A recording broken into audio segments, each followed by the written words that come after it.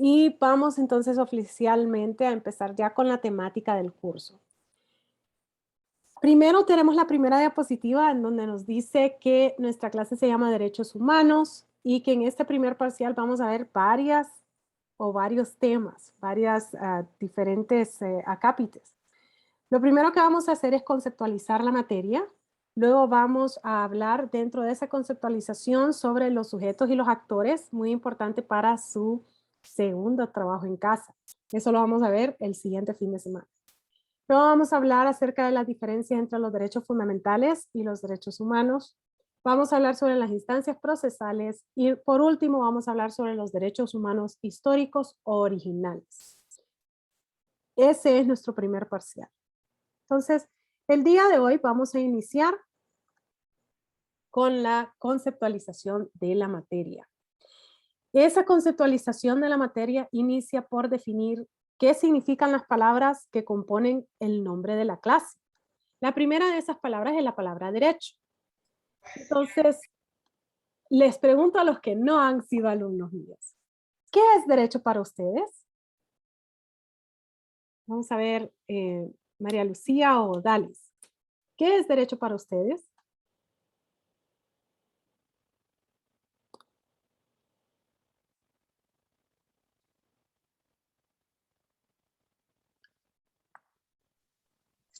Abogada, bueno, para mí el derecho es una ciencia, como todas sabemos, que rige hacia la sociedad. Eso es lo que yo pienso. Bien, entonces es una ciencia, que significa que tiene que haber algún tipo de estudio, algún tipo de rigor, ¿sí? Y además de eso dice, se dirige a la sociedad. O sea que es de cómo nosotros convivimos en la sociedad. Bueno, la palabra derecho ha tenido, dígame, Odalis. Para mí, abogada, el derecho es un conjunto de normas y leyes, también como decía la compañera, que se dirige más que todo a la sociedad como tal. Sí, conjunto de normas, muy importante esa parte, ¿verdad? Esa ciencia de la cual nos habló María Lucía es una ciencia normativa, es decir, que existen reglas, que existen normas, principios. Y como nos lo recuerdas, María Lucía, nos lo dice Odalis, tiene que ver con esa sociedad. Entonces, vamos a analizar el término derecho. Derecho viene del latín directum o directus. Depende de qué lingüista usted lea, le va a decir que es M o S. La realidad es que nosotros no lo sabemos porque es parte de lo que no hemos logrado dilucidar en ese estudio lingüístico de lo que hablaban en ese entonces. Pero la gran mayoría de nosotros decimos que es directum, ¿sí? Eso no es algo que le toca definir a los abogados, es algo que le toca definir a los lingüistas, cada quien en su campo, ¿no? Y entonces de esa palabra en latín, directum o directus, lo primero que nosotros aceptábamos por derecho es lo que todavía hasta el día de hoy aceptamos por derecho, que es recto o rígido. Cuando nosotros damos una dirección, y me dio risa porque hace poquito mi comadre estudiada, que es abogada, o sea, todos los miquis, le digo yo, oíme comadre, estoy perdida, porque yo soy bien perdida, yo necesito Waze para todo. No encuentro este lugar y no sé qué, y este San Pedro, porque andaba en San Pedro, o sea que ni siquiera estaba en Tegucigalpa, no encuentro, amiga, que no sé qué. Pucha, me dice, solo tenés que seguir derecho. Literal, así me dijo, tremenda abogada, y lo que me dijo fue, seguí derecho. Y yo, ok, y me empecé a reír, yo sabía, ¿qué te pasa? Le digo, porque yo así le digo a mis alumnos, que hay gente que todavía dice, seguí derecho, que significa seguir recto, eso es lo que tenía que hacer.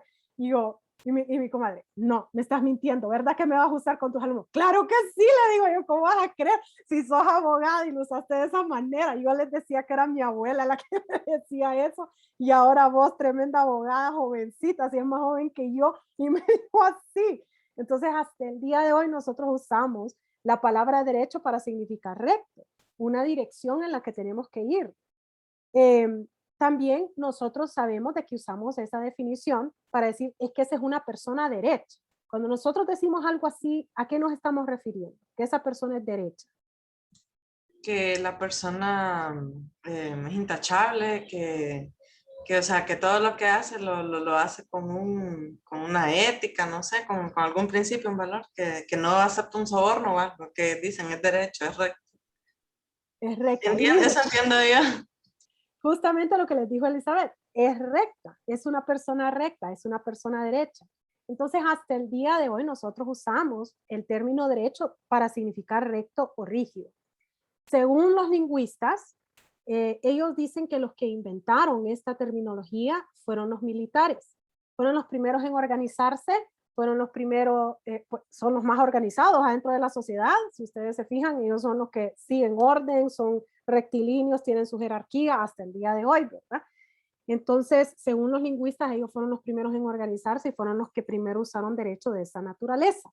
Primero, para significar una dirección, vamos derecho a tal lugar, vamos recto a tal lugar, y luego para significar un comportamiento. Pues, ¿saben qué? Tal vez no es muy inteligente matar a todos los hombres, violar a todas las mujeres, quemar a todo el vecindario.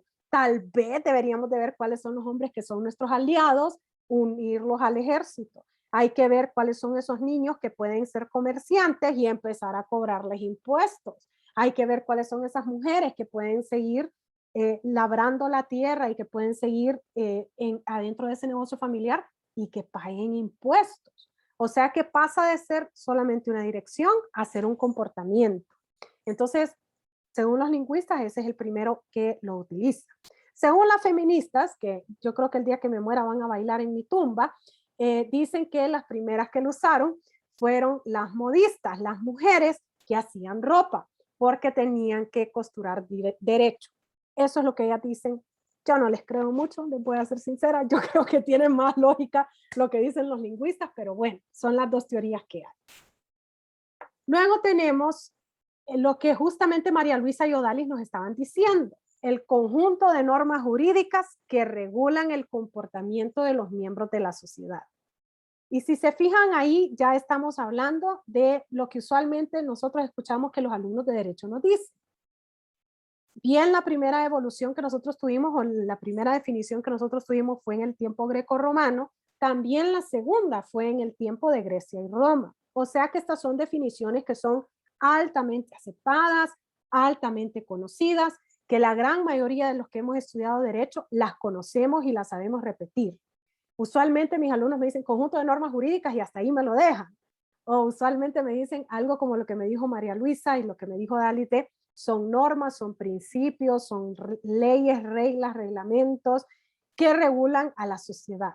O sea que tenemos ese concepto que nos anda rondando en la cabeza, que nos viene rondando desde el tiempo grecorromano. Y luego tenemos la nueva, la acepción académica, una que surge dentro de los últimos 200 años. O sea que esta es una definición que está en pañales, pero que académicamente es muy aceptada. Ahora nosotros decimos que el derecho se define en 4 palabras: sistema, normativo, externo, coercitivo. ¿Qué es eso de sistema, normativo, externo, coercitivo? Sistema normativo, externo, coercitivo no es más que conceptualizar la integración de esa definición que teníamos anteriormente. Sistema viene del latín sistema y significa conjunto de componentes relacionados. Esa primera parte de esa definición que nosotros teníamos antes, que decía conjunto, es justamente sistema. Existen muchos sistemas. El sistema de mi celular, ya ven que tiene manzanita, es iOS. El sistema de matrícula de la UTH no les permitía matricular esta clase hasta no pasar Derecho Administrativo 2. En otras palabras, existen diferentes sistemas. El sistema bancario, por ejemplo, que nos dice de que tenemos que pagar una tasa de seguridad si depositamos más de cierto dinero, que no podemos retirar más de cierto dinero, que tenemos que decir la procedencia de ciertos fondos. Ese es el sistema bancario, ¿no? Entonces hay diferentes sistemas que son conjuntos de componentes relacionados. Lo segundo que tenemos en esa definición es que nos dice que es normativo. Y acuérdense de la definición que decíamos antes, conjunto de normas. Entonces, normativo viene de la palabra norma y significa reglas, pautas, leyes, principios, reglamentos, códigos, constituciones, tratados. Es decir, todo lo que a nosotros nos ponga algo que nosotros tenemos que seguir. O sea, reglas o normas, ¿sí? Y luego tenemos el ámbito de formación. Y en el ámbito de formación tenemos el ámbito interno de formación y el ámbito externo de formación. En el ámbito interno de formación viene del latín internus y significa que está por adentro. Y en el ámbito externo de formación decimos que es que está afuera de mí, o sea que está afuera. Y luego tenemos el ámbito de ejecución. Y en el ámbito de ejecución tenemos que es coercitivo o que no es coercitivo. Y viene también del latín coarcere o no coarcere. Coarcere significa de que puede ser forzado, reprimido o sujetado. En otras palabras, si usted no lo hace, entonces van a haber consecuencias. O si usted lo hace, van a haber consecuencias. Eso significa que es coercitivo. No coercitivo significa lo opuesto, que no importa si yo lo hago o no lo hago. Entonces recordemos, sistema normativo externo coercitivo significa conjunto de normas jurídicas que regulan el comportamiento de una sociedad. Conjunto, sistema de normas normativas, jurídico, coercitivo, que regulan el comportamiento de la sociedad externo. Esa es la concepción moderna de ese principio. Pero con esta concepción moderna, nosotros lo que vemos es que existe una relación entre la moral, la ética y el derecho. Entonces, utilizando estos conceptos, nosotros sabemos que tanto la moral, la ética y el derecho son sistemas normativos. Los tres son sistemas normativos. No existe diferencia en qué tipo de sistema es y si son normas o no. ¿Cuál es la diferencia que existe en la moral, la ética y el derecho? El ámbito de formación y el ámbito de ejecución. Entonces, cuando yo les hablo de la moral, ¿eso es algo que está adentro de mí o algo que está afuera de mí? ¿Dónde está la moral? Eso, María Luisa, cuéntanos. Sí, es que lo hizo. Es externo. Externo, la Perdón, moral. interno, perdón, interno. La moral es interno, la ética ya es externo. Y derecho es lo que se emplea. Ok, mire qué interesante lo que dijo María Luisa. Es que me gustó porque él hizo así, María Luisa. Sí, la moral está dentro de mí. Son mis normas personales. Son mías. Esas pueden ser ilógicas, pueden ser lógicas, pueden ser que a mí me gusten como usted la tiene o puede ser que no me guste. Ejemplo, una norma mía es que yo al nomás levantarme me lavo los dientes.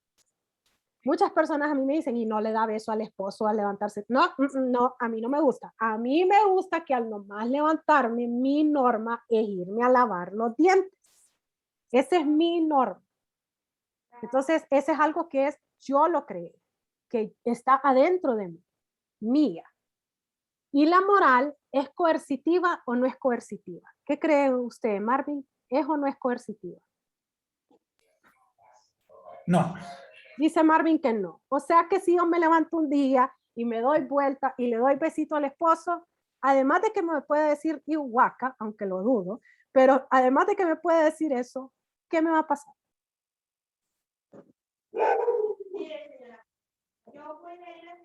¿Qué cree usted, Tania? ¿Qué me pasa si yo le doy un besito al marido?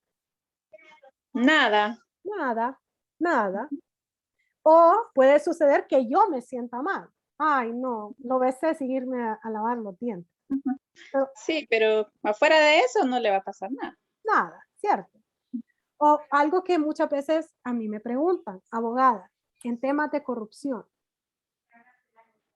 ¿Usted cree que esas personas que, vamos a poner algo que está muy de moda, los hospitales móviles, ¿usted cree que esas personas que se robaron ese montón de pistos con los hospitales móviles duermen tranquilos por la noche? Lo más seguro es que sí, porque la gran mayoría de ellos lo que querían era enriquecerse ellos.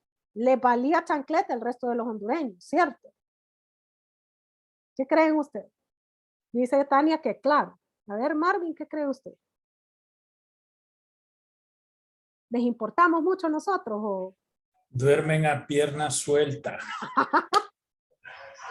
No hay problema en ello. ¿Por qué? Porque su norma personal es que yo tengo que llegar a ese puesto para enriquecerme. Yo quiero estar en la guayaba para salir mejor de como yo entré a la guayaba, ¿cierto? ¿O es que quiero salir peor a como entré a la guayaba? Yo usualmente quiero entrar a la guayaba para salir mejor de ahí. Entonces, Marvin nos dice, ellos duermen a pierna suelta porque su norma, su moral, les dice que ellos tienen que llegar ahí a enriquecerse. ¿Todos los funcionarios son iguales? No, no todos son iguales. Lo que pasa es que los que son más léperos, yo creo que yo no sé por qué, han llegado como la espuma, ¿va? Como la Alcacelser, a los puestos más altos. Yo no sé qué pasa, pero así sucede muchas veces. Sí existen funcionarios, y se los digo yo porque yo estuve dentro del Poder Judicial, que más bien nos enoja que nos ofrezcan ese tipo de coimas. Que nos digan, hey, mira, bueno, yo les dije, estoy en un juzgado de familia, 2,000 empiras en mi tiempo ustedes, en el 2004, 2005, enero del 2005 entré. 2,000 empiras para engavetar un expediente que iban a ir a hacer un embargo para un niño que tenía que comer. Y yo me ponía roja, por eso es que me decían Chilito en la corte. No, ni le vayas a decir a Chilito que te va a salir tiro por la culata, le decía. Ahí te va a llevar a hablar con la jueza, a ver qué pensás. Así le decían, porque yo era bien arrecha. O sea que no todos los funcionarios son así, no todos los que están trabajando en el gobierno son así, pero desgraciadamente los que hacen ese tipo de actos de corrupción, dentro de su moral, es su regla. Yo voy a llegar ahí a enriquecerme, a salir más rico de lo que entré, no a servir a la población, sino que a servirme de la población. Y eso no solo existe en Honduras, eso existe a nivel mundial. Existen funcionarios que yo conozco de muchos lugares del mundo que son muy buenos y otros que pareciera que, bueno, que yo no sé qué es lo que piensan, pero duermen bien tranquilitos por la noche con todo lo que se han robado. Entonces esa es su moral, es interna. Y si ellos no llegan a seguir su moral, se van a sentir mal tal vez, pero nada más va a pasar. Y puede ser que yo esté de acuerdo con la moral de ellos o puede ser que yo no esté de acuerdo con la moral de ellos. Por eso es que nosotros muchas veces decimos, en realidad no existe gente que no tiene moral. Existe gente que tiene una moral que está muy torcida. Eso sí existe, porque ellos siguen sus reglas personales. Tuve la oportunidad de robarme confite y me robé el confite. Tuve la oportunidad de robarme 100 millones y me robé 100 millones. Es impresionante. Y después existimos otros que nos enojamos y nos llegan a hacer ese tipo de ofrecimientos. Entonces, yo no estoy de acuerdo con esa moral, pero ellos, como dice Marvin, duermen a pierna suelta. Ellos siguieron su moral. Esa es la moral.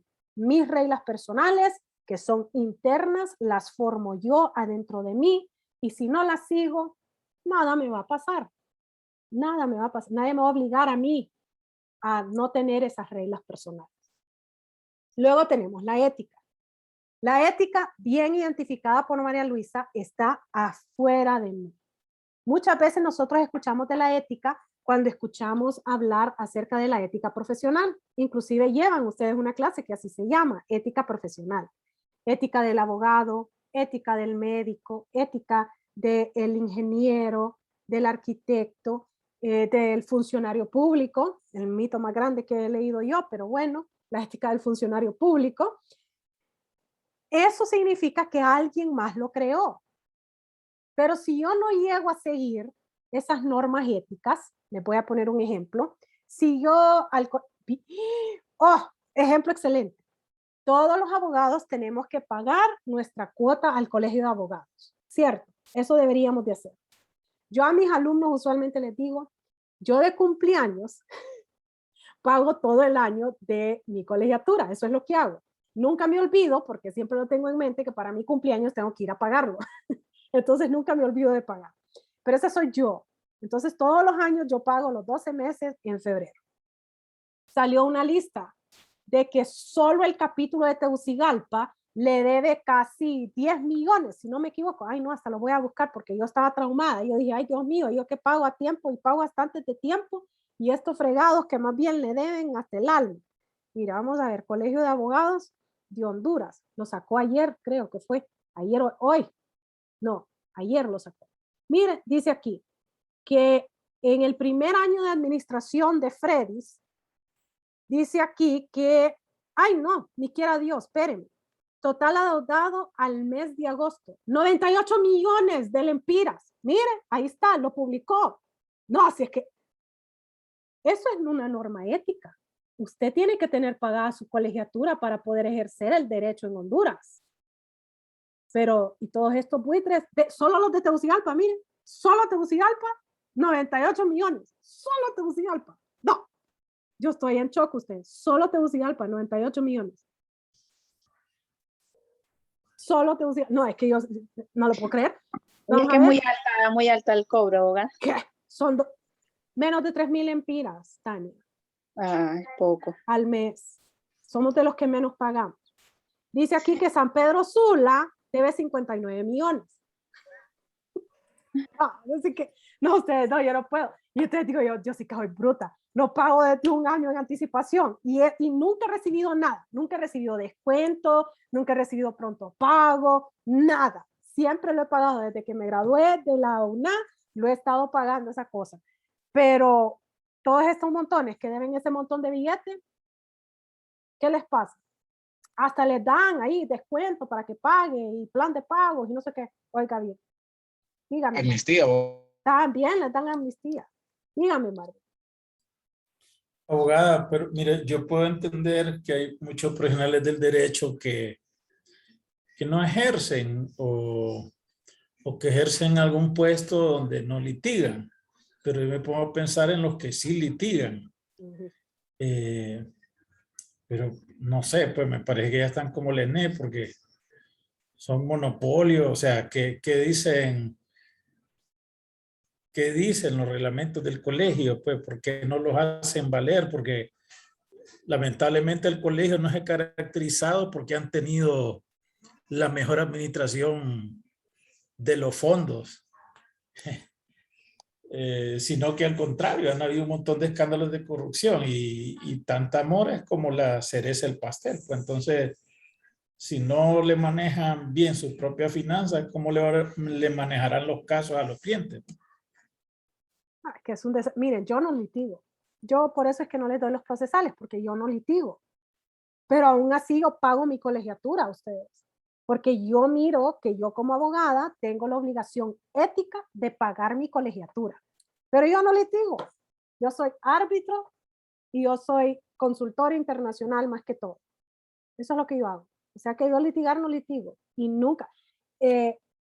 Cuando estaba viviendo en Nueva York, no pagué la colegiatura en febrero, sino que la pagué hasta marzo. O sea que tuve un atraso de un mes. Eso es todo lo que he hecho yo en toda mi vida profesional. Un atraso de un mes. Y no fue el mes entero, fueron días. Ajá.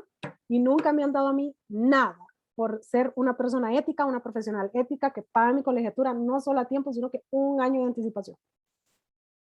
O sea que, ¿qué sucede cuando usted no sigue las normas éticas de su colegio? Nada, porque ni siquiera me dice cuáles son los sujetos que están ahí que le deben la vida, porque Dios mío, deber 98 millones, yo no sé. No sale en la lista de quiénes son. Ni siquiera vergüenza, al menos. Nada, Christopher, ni para avergonzarlos, nada. O sea que en cuestiones éticas no es que nos van a forzar, no es que nos van a reprimir, no es que nos van a sujetar. Vaya, pues nos van a echar del colegio. Digamos que yo sea una de esas, que me echan del colegio de abogados. Y si yo no litigo, entonces no tengo que presentar el carnet en ningún lugar. Entonces no me va a afectar mi vida si a mí me llegan a echar del colegio. No me afecta en nada. Entonces muchos de mis colegas dicen eso. Otros están enojados por lo que ha sucedido con lo del seguro médico. Muchos están enojados con eso, porque antes dentro de nuestra colegiatura estaba integrado el seguro médico, que no era la gran cosa, no era lo máximo, pero sí funcionaba. A mí me funcionó varias veces. Entonces, algo funcionaba. Pero antes estaba cubierto, ahora ya no está cubierto por la colegiatura, ahora tiene que pagar usted más dinero para ese seguro. Entonces, varios de mis colegas están molestos por eso y dicen, en vez de pagarle a ustedes, yo mejor voy a comprar un seguro que sí funciona. Eso sí lo he escuchado yo. Varios de ellos están molestos con la administración actual y dicen, yo no voy a pagar hasta que este jodido no salga. Y así, con peores palabras que eso, he escuchado ya a mis colegas que se expresan. Yo no voy a pagar hasta que eso suceda. Y también tengo otros que dicen, no, yo más bien estoy pagando porque me gusta esta administración. O sea que hay de todo en esta vida. Pero según el reglamento, no importa quién sea el presidente del colegio, no importa quién sea el presidente de mi capítulo, yo tengo que pagar todos los meses. En otras palabras, las cuestiones éticas son externas, las crean los colegios, las crea la sociedad, pero no son coercitivas. Piensen en mí, los que han sido alumnos míos en persona. Nunca jamás me han visto con saco, a menos de que vaya a una terna. Eso es en serio. Yo solo llevo el saco cuando voy a terna. Según las normas éticas, los abogados deberíamos de andar con saco. Eso es lo que dicen las normas éticas. Pero yo me muero del calor. Entonces yo nunca ando con saco. ¿Qué sucede con un abogado que no anda con saco? Nada. Yo sigo siendo abogada, yo sigo siendo catedrática. Es más, cuando llego a las ternas, prendo el aire porque les dan no. Si me van a tener con saco, van a tener que prender el aire. No van a tener aquí sin aire y haciendo preguntas. No, me voy a poner de malas, les digo, préndanme el aire. Y se ríen. Es parte de lo que les digo yo para que se rían los que llegan a hacer su examen privado. Pero esas normas nos dicen, por ejemplo, ya casi llego yo a los 40 ustedes, y dicen que las mujeres después de los 40 nos tenemos que cortar el pelo por acá, porque si no, estamos tratando de revivir una juventud y no sé qué. Que me lo tengo que cortar, dice Carolina Herrera. Pues Carolina Herrera puede ser muy Carolina Herrera, pero si yo me llevo a cortar el pelo, mi esposo va a decir algo. Va a decir, ¿qué pasó? Yo no me casé yo con un pelito corto. Me casé con vos que tenés pelo largo. ¿Qué te pasa? Mínimo, eso me va a decir. Y obviamente a mí me gusta andar mi pelo largo. Entonces, normas éticas las crea la sociedad, las crea un organismo, las puede crear muchas personas, pero al final del día no tenemos que seguirlas. Nadie nos va a reprimir si no las seguimos. Y luego tenemos el derecho. El derecho también es un sistema normativo, pero ese sí es externo, lo crea el Congreso Nacional, lo crea las Naciones Unidas, lo crea la OEA, lo crea la Unión Europea, y ese sí lo tenemos que seguir. Ese sí es coercitivo. Es mucho más fácil verlo desde el punto de vista penal, en donde nos dice, bueno, si usted mata a una persona, va a haber una investigación, lo encontramos culpable y usted va a ir preso. Dependiendo de cómo fue que sucedió las circunstancias, puede ir preso muy poquito tiempo o puede ir preso más de 30 años. Sí, y si fueron múltiples veces, pues por el resto de su vida, 400 y algo de años, ¿verdad? Entonces, es bien fácil ver la coerción cuando vemos las cuestiones penales, pero también hay coerción en todos los otros tipos de derechos. Por ejemplo, ¿qué sucede cuando nosotros tenemos un hijo? ¿Qué tenemos que hacer, ya sea si somos mamá o papá? ¿Qué tenemos que hacer con ese niño? Darle un techo, darle alimentación, educación, cuidarlo. O sea que tenemos que hacer muchas cosas, ¿verdad? ¿Verdad, Christopher? No es así nomás, solo lo tengo y... Demasiadas cosas. Ajá, por eso es que cuando mis alumnos me dicen a mí, abogada, el cipote, espérese. Hay muchas cosas que se involucran ahí, tener un niño, ¿verdad? Pero tenemos que hacer muchas cosas. También tenemos que inscribirlo en el Registro Nacional de las Personas para que pueda tener un nombre, para que pueda tener un apellido, para que pueda tener algo que se llama el derecho de origen, saber quién es mi mamá y quién es mi papá. Muy importante para un niño. Tenemos deberes con los hijos, ¿verdad, Juan? Muchos deberes, muchos. Muchos deberes. Entonces, desde el punto de vista del derecho de familia, hay muchos deberes. Casarse, ay Dios mío, es que yo les digo, muchachos, si ustedes son abogados y no se casan con un prenupcial o con capitulaciones matrimoniales, pues no llevaron civil uno conmigo y tampoco me escucharon hablar a mí acerca del matrimonio. Es en serio, porque obviamente un abogado que se casa sin capitulaciones, yo creo que fue abogado que pasó de panza. ¿Cómo que se va a casar sin capitulaciones, muchachos? Tiene que poner las reglas del juego y tiene que ponerlas bien puestas, así les digo yo. Entonces, usualmente a mí me dicen, ay, abogada, qué feo casarse con capitulaciones. Pues si es que si no se casa con capitulaciones, las capitulaciones son las leyes. El prenupcial son las leyes. Lo que la ley dice, ese es su contrato. Entonces, ¿qué prefiere usted? ¿Que el gobierno le haga su contrato o usted hacer su contrato? ¿Qué prefiere? Así se lo pongo ahora a mis clientes. Y mis clientes así como, no me gusta la idea del gobierno. Ok, belleza. Entonces sentémonos y hablemos, ¿verdad? Entonces, cuando uno se casa, dice la ley en Honduras, en Estados Unidos, en México, en Colombia, en Inglaterra, en Italia, que son las que he visto últimamente, dice que nosotros tenemos un deber que es bien importante y que es el que más se viola. ¿Cuál es ese deber que tenemos cuando nos casamos? ¿Quién me quiere decir? Dice que la pareja tiene que ser fiel. Así dice la ley. Que tenemos que ser fieles. Hijo de su madre. Desde ahí ya vamos mal, les digo yo, porque aquí hay un montón que no tienen ni una semana y andan buscando otro, porque también, ¿verdad? Yo sabe qué cosa menos fidelidad, abogada. Y después dice otra parte por ahí, que el salario del hombre, vamos a ver quién se acuerda de esa. ¿Qué le pasa al salario del hombre? ¿Que quién tiene preferencia sobre el salario? Sobre su Esposa. y su esposa. La esposa. No, por eso es que les digo yo, ¿cómo van a Es creer la ustedes? parte buena. ¿Cómo van a creer ustedes que van a permitir que el gobierno le diga cómo hacer su vida? No. Así les digo yo, ¿verdad? Entonces, obviamente, el derecho tiene cosas que nos fuerza a hacer. ¿Sí? Y ya sea que nosotros estamos completamente de acuerdo con el derecho o que queremos reformarlo. Por ejemplo, vender una casa por un valor inferior al que cuesta. Yo puedo hacerlo si estoy en un momento de necesidad. Yo puedo vender mi casa por menos de lo que realmente vale. Ha sucedido muchas veces que las personas lo hacen por necesidad. Puede decir el derecho, por ejemplo, de que el niño es de Christopher, pero Christopher no quiere tener los derechos de ese niño. Y le dice, mira, Elizabeth, vos críalo como vos querás, tenés la guardia y custodia del niño y aquí te firmo mis derechos, la patria potestad. Ok, esa es su decisión, si él no quiere tener esa patria potestad sobre ese niño, si él no quiere interesarse por ese niño. Y Elizabeth más bien dice, ¡ja! De la que me salvé. De la que me salvé de estar aguantando a ese hombre que solo viene a lo que sea. Entonces tenemos esas cosas. Dígame, Cristo. Bueno, fíjese que yo tengo me hago esa pregunta porque ¿por qué un hombre, por ejemplo, reconoce, ¿verdad? Al bebé de una mujer que tal vez él no es el padre biológico, ¿por qué al momento de que se quiere hacer como quitarle los apellidos, ¿verdad? De ese padre que no es realmente biológico, ¿verdad? Sino solamente que le dio los apellidos legal, ¿verdad? Al padre legal. Porque bueno, hay una figura, ¿verdad? Que se llama como desestimar o anulación, ¿verdad? De esa paternidad.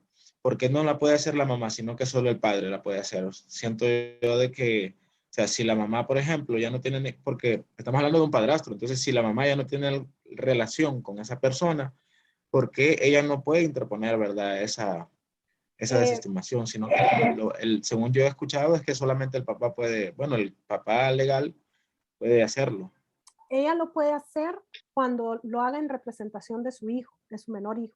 Pero si el hijo ya es mayor de edad, ella no lo puede hacer. Tendría que ser el niño que quiera el reconocimiento o no oficial de ese hombre. Sí lo puede hacer, pero es raro que lo haga, porque cuando lo hacen, les quitan todo lo que tiene que ver con alimentos al niño. O sea, es cuestión de económica, entonces es raro que una mujer lo haga. También es raro que lo hagan por los sentimientos, porque ese niño ya tiene un apego con ese hombre y sufre en los sentimientos ese niño, sufre emocionalmente y mentalmente ese niño. Entonces sí No se hay puede tantos dar. padres irresponsables. O sea, el papá ni siquiera puede ser responsable, no le da una manutención ni nada. O sea, él solo se desapareció de su vida e incluso él está de acuerdo que le quite los apellidos porque ella lo que quiere hacer es sacarle los papeles a ella para que ella pueda salir del país y todo eso. Entonces, por eso es que está interesada. Entonces es fácil hacerlo. Tiene que ir al juzgado, tiene que presentar un examen de ADN con la mera interposición de la demanda y no es algo que va a ser difícil hacerlo. Si ya va con examen de ADN, mucho más fácil. Si tiene que pedir el examen de ADN es más tardado, pero sí es fácil hacerlo. Sí, se lo digo. Entonces, Entendido. en resumidas cuentas, el derecho inicia siendo una definición de recto que nosotros hasta el día de hoy la utilizamos. Vamos a ir en línea recta, vamos directo, ¿sí? Vamos derecho, vamos en línea recta. Luego evoluciona dentro de esa misma concepción, de ese mismo periodo, a significar un comportamiento. Usted es una persona derecha, significa que usted es una persona recta, que no rompe las leyes, que tiene una moral muy bien posicionada, que es una persona buena, básicamente. Luego tenemos el concepto de derecho de conjunto de normas jurídicas que regulan el comportamiento de los miembros de la sociedad. Esa es la que usualmente los estudiantes de derecho nos dicen, existe desde el tiempo de los griegos y los romanos y en realidad es muy aceptada esa definición. Y luego tenemos la definición moderna.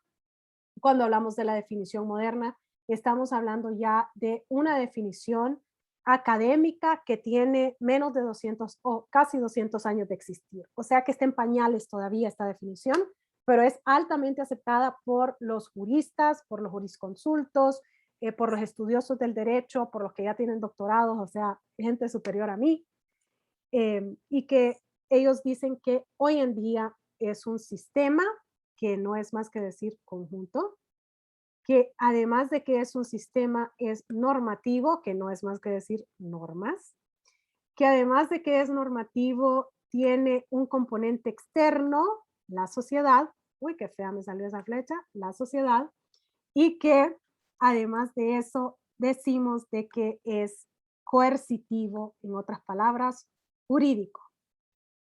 Estamos resumiendo esa definición grande que nos dieron los griegos y romanos en 4 palabras. Sistema normativo, externo, coercitivo.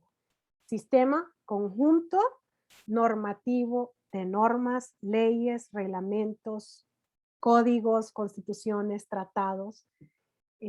Externo, la sociedad, y coercitivo, jurídico, creado afuera de mí, que yo tengo obligatoriamente que seguir. Eso es lo que significa derecho hoy en día. Y si nos vamos a la diapositiva última que vimos el día de hoy, sabemos entonces que la moral, la ética y el derecho tienen una íntima relación, porque la moral, la ética y el derecho, los 3 son sistemas normativos. La moral es interna, no coercitiva. La ética es externa, no coercitiva. Y el derecho es externo, coercitivo. Y para ir aún más allá, todos los que somos parte del sistema del derecho somos seres humanos.